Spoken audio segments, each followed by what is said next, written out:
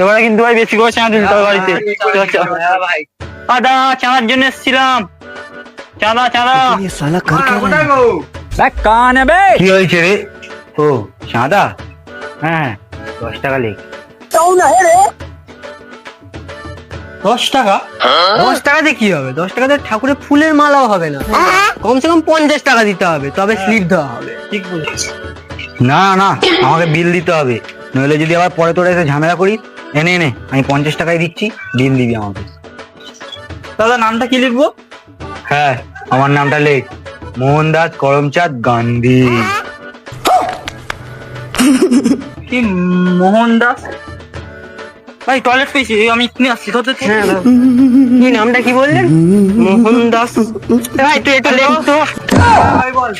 না কাকা থাক, তুমি 10 টাকায় যাও, 10 টাকা দিয়ে মন্দিরে বানিয়ে নেওয়া হবে।